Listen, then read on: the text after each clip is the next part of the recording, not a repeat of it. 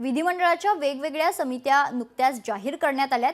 या समितीत वादग्रस्त राहिलेले धनंजय मुंडे आणि छगन भुजबळ यांना राष्ट्रवादीकडून कोणतेही स्थान देण्यात आलेलं नाहीये। राष्ट्रवादी काँग्रेसच्या वतीने वेगवेगळ्या आमदारांना वेगवेगळ्या समितीत घेण्यात आलंय, मात्र माजी मंत्री असलेले धनंजय मुंडे आणि छगन भुजबळ यांना कुठेच कोणत्याही समितीमध्ये स्थान जे आहे ते देण्यात आलेलं नाहीये।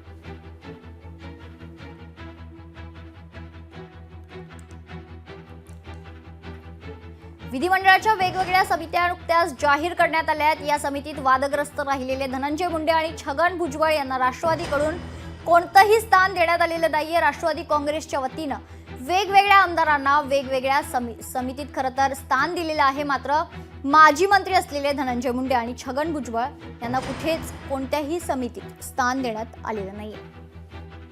अजित पवार यांनी जाणीवपूर्वक वादग्रस्त असलेले धनंजय मुंडे यांना समितीत स्थान न देता 2 हात लांब ठेवल्याची जोरदार चर्चा आहे।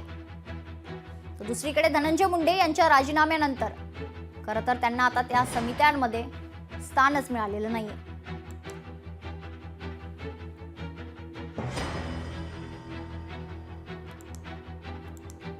महत्त्वाची ब्रेकिंग बातमी आपण बघतोय। विधिमंडळाच्या वेगवेगळ्या समित्या नुकत्याच जाहीर करण्यात आल्या आहेत। या समितीत वादग्रस्त राहिलेले धनंजय मुंडे आणि छगन भुजबळ यांना राष्ट्रवादीकडून वगळण्यात आलंय। राष्ट्रवादी काँग्रेसच्या वतीने वेगवेगळ्या आमदारांना वेगवेगळ्या समितीत स्थान देण्यात आलंय, मात्र धनंजय मुंडे आणि छगन भुजबळ यांना कुठल्याही समितीत कुठलंही स्थान देण्यात आलेलं नाहीये।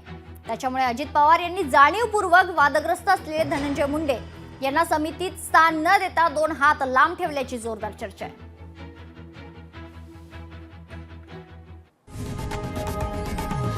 लोकशाही मराठी ऐका, पहा, जागरूक रहा।